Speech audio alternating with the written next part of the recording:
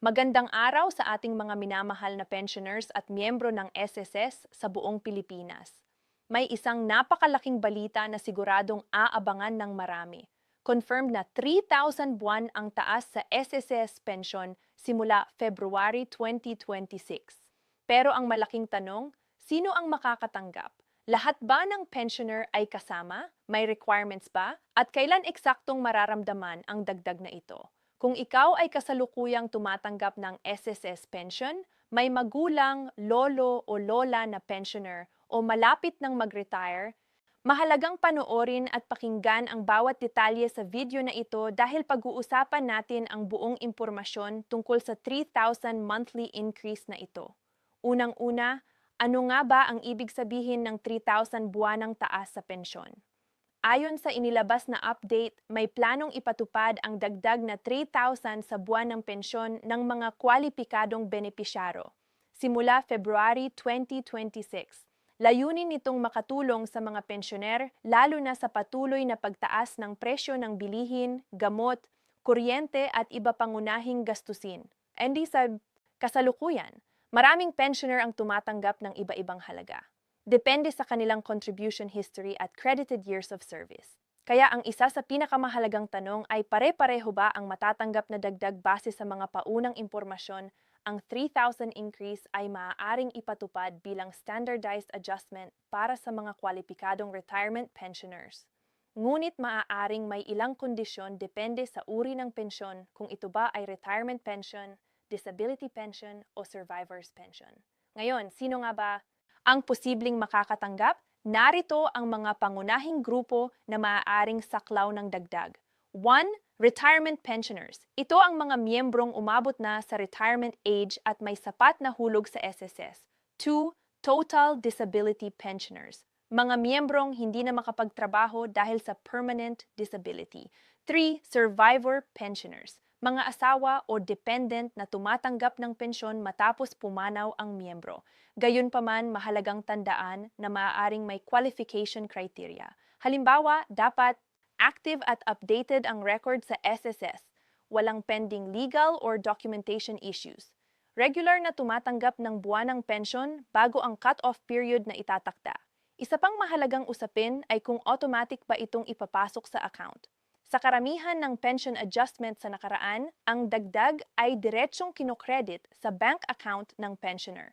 Kaya kung ikaw ay nakapeso account or HUMID at ATM linked sa SSS, mahalagang siguraduhing aktibo ang iyong bank account bago mag-February 2026. Maraming pensioner ang nagtatanong, may kailangan bang i-apply para makuha ang 3,000 increase? Sa ngayon, base sa nakaraang sistema ng pension adjustments, kadalasan ay hindi na kailangan ng hiwalay na aplikasyon. Kung ikaw ay kwalipikado, automatic itong maidadagdag sa buwan ng pensyon mo. Ngunit mahalaga pa rin na bantayan ang opisyal na anunsyo at siguraduhing updated ang iyong contact details at bank information. Pag-usapan naman natin kung bakit mahalaga ang dagdag na ito. Sa kasalukuyang sitwasyon ng ekonomiya, ramdam ng lahat ang pagtaas ng presyo ng mga bilihin. Ang 3,000 na dagdag kada buwan ay malaking tulong, lalo na sa mga pensioner na umaasa lamang sa kanilang buwan ng pensyon para sa maintenance medicines, grocery at pagkain, bayad sa kuryente at tubig, pangaraw-araw na gastusin. Kung iisipin, ang 3,000 kada buwan ay turn 36,000 sa loob ng isang taon. Malaking halaga ito na makakatulong para mas maging komportable at masigurado ang pangangailangan ng ating mga senior citizens. Ngunit may isa pang tanong, posible bang phased implementation ito? Sa ilang nakaraang pension increases, may pagkakataon na hinati ang pagtaas sa dalawang bahagi. Halimbawa, kalahati muna sa unang taon at kalahati sa susunod. Kaya mahalagang malaman kung ang 3,000 ba ay ibibigay ng buo simula February 2026 o hahatiin ito sa dalawang tranche.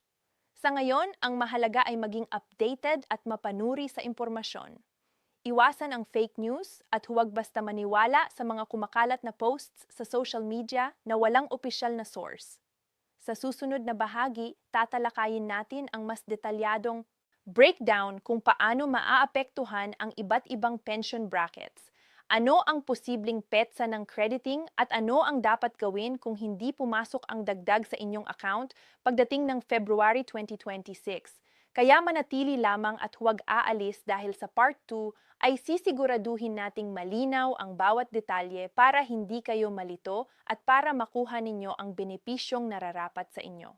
Sa pagpapatuloy ng ating talakayan tungkol sa confirmed na 3,000 buwanang taas sa SSS pension simula February 2026. Ngayon naman ay himayin natin ang mas detalyadong breakdown. Paano ito makakaapekto sa iba't ibang pension brackets? Kailan posibleng makredit at ano ang dapat gawin kung sakaling hindi agad makita ang dagdag sa inyong account? Una sa lahat, ang usapin ng pension increase ay direktang may kinalaman sa sistema ng Zero o SSS. Ang SSS, ang pangunahing ahensya na nangangasiwa sa retirement, disability at survivor pensions ng mga pribadong empleyado at miyembro sa Pilipinas. Ngayon, pag-usapan natin ang epekto ng 3,000 increase depende sa kasalukuyang pension amount. Halimbawa, kung ikaw ay kasalukuyang tumatanggap ng 6,000 kada buwan, kapag naipatupad ang buong 3,000 increase, magiging 9,000 na ang buwanang pension mo. Kung ikaw naman ay tumatanggap ng 10,000, maaari itong maging 13,000 kada buwan. Kung 15,000 ang pension mo, posibleng maging 18,000. Ibig sabihin, standardized ang dagdag. Hindi ito percentage-based, kundi fixed increase. Kung ito ay tuluyang maaprubahan at maipatupad ng buo, pare-pareho ang madadagdag sa mga kwalipikadong pensioners anuman ang kanilang kasalukuyang pension bracket. Ngunit narito ang mahalagang tanong, may minimum years of contribution ba na kailangan? Karaniwan sa mga pension adjustments, ang base qualification ay dapat regular retirement pensioner ka na at may aktibong status sa system bago ang cut-off date. Ang mga bagong magre-retire pagkatapos ng implementation date ay maaaring sakluin. Ngunit depende ito sa final implementing guidelines. Para naman sa survivor pensioners, kung ang principal pensioner ay kwalipikado sa increase, kadalasan ay kasama rin ang dependent spouse o beneficiary sa adjustment. Gayunpaman, may pagkakataon na ang computation ay iba depende sa share percentage ng survivor pension. Pagdating naman sa disability pensioners, kung ito ay classified bilang total permanent disability at tumatanggap ng monthly pension, malaki ang posibilidad na kasama rin sila sa standardized increase. Ngayon, pag-usapan natin ang posibleng petsa ng crediting. Kung ang implementation ay nakatakdang magsimula sa February 2026, maaring ganito ang mangyari. Scenario 1, February 2026 mismo ay may dagdag na agad sa inyong monthly pension. Scenario 2, maaaring magkaroon ng delay ng 1-to-1 para sa system adjustment, ngunit ibibigay ang retroactive difference. Halimbawa, kung March 2026 pa na-credit ang bagong amount, maaaring isama ang kulang para sa February bilang adjustment. Mahalagang bantayan ang inyong bank account sa unang payout cycle ng February 2026. Kadalasan, ang pensyon ay pumapasok sa unang linggo ng buwan depende sa schedule ng bank crediting. Ngayon, ano ang dapat gawin kung hindi pumasok ang 3,000 increase?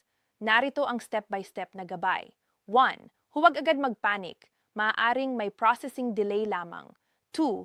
I-check ang inyong may SSS online account kung may advisory o notification. 3. Siguraduhing aktibo ang inyong disbursement account, walang dormant status. 4. Kung wala pa rin matapos ang isa o dalawang payout cycles, makipag-ugnayan sa pinakamalapit na SSS branch o tumawag sa kanilang hotline. 5. Dalhin ang inyong pension details at valid ID kung personal kayong mag-i-inquire. Isa pang mahalagang bagay ay ang Annual Confirmation of Pensioners, ACOP. Kung kayo ay kabilang sa mga kailangang mag-comply sa ACOP at hindi ito na-update, maaaring maapektuhan ang inyong pension release. Kaya siguraduhing updated ang inyong compliance bago pa man dumating ang implementation month. Ngayon, pag-usapan natin ang mas malaking epekto nito sa kabuuang buhay ng pensioners. Ang 3,000 dagdag kada buwan ay hindi lamang simpleng increase. Ito ay may malaking impact sa pagbili ng maintenance medicines, pagbabayad ng checkups at laboratory tests, pagbili ng mas sapat na pagkain, pagdagdag sa emergency savings. Sa loob ng isang taon, ang 36,000 na dagdag ay maaaring magsilbing buffer fund para sa biglaang gastusin. Para sa maraming senior citizens, ito ay malaking ginhawa. Gayunpaman, mahalaga ring maging realistiko. Ang anumang pension increase ay nakadepende sa sustainability ng pondo ng sistema. Kaya posible ring may implementing rules na magtatakda kung paano ito ipapatupad nang hindi maaapektuhan ang long-term stability ng pension fund.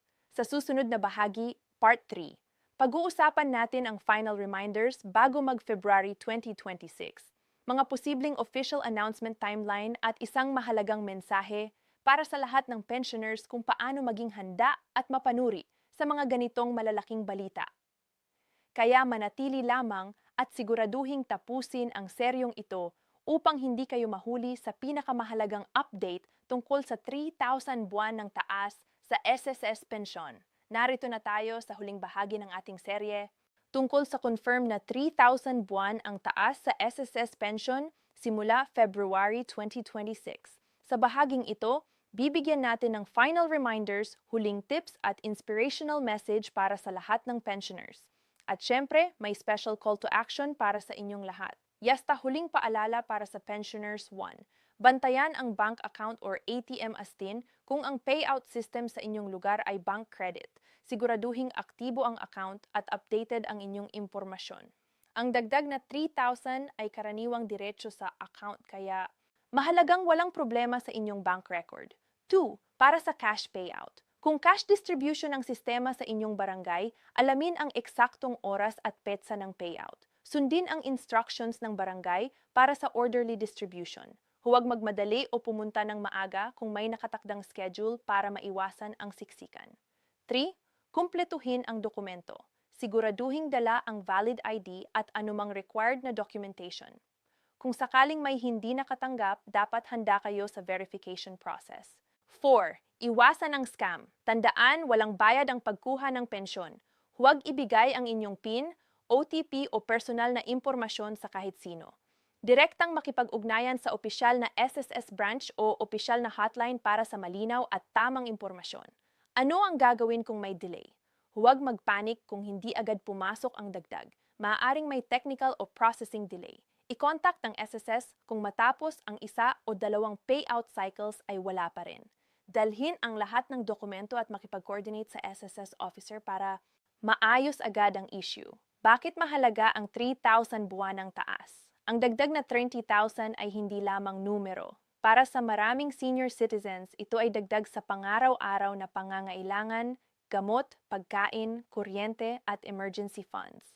Sa loob ng isang taon, ito ay 36,000. Malaking tulong para sa mas komportabling buhay. Textatum per star. Inspirasyon at mensahe sa lahat ng pensioners. Sa huli, nais naming iparating na ang bawat pensioner ay mahalaga at pinapahalagahan. Ang dagdag na pensyon ay pagkilala sa inyong kontribusyon sa pamilya at lipunan. Patuloy kayong maging maingat at mapanuri lalo na sa impormasyon na kumakalat sa social media. Direktang makipag-ugnayan sa SSS at barangay upang masiguro na makukuha ninyo ang benepisyo ng maayos at ligtas. Sucker's Call to Action. Kung nakatulong sa inyo ang seryeng ito, like at share inyong pamilya at mga kaibigan na pensioner, subscribe sa aming channel para sa mas maraming updates tungkol sa at SSS pension, government benefits at social assistance. Comment na katanggap na kayo o may tanong pa tungkol sa 3,000 dagdag. Maraming salamat po sa inyong panunood. Naway manatili kayong malusog, ligtas at handa sa bawat pagbabago. Ang tamang impormasyon at maayos na pakikipag-ugnayan sa opisyal na tanggapan ang susi para hindi palampasin ang anumang benepisyo. Hanggang sa susunod na update, mga ka-pensioners, manatiling alerto, maingat at siguradong makakakuha ng karapatan ninyong benepisyo.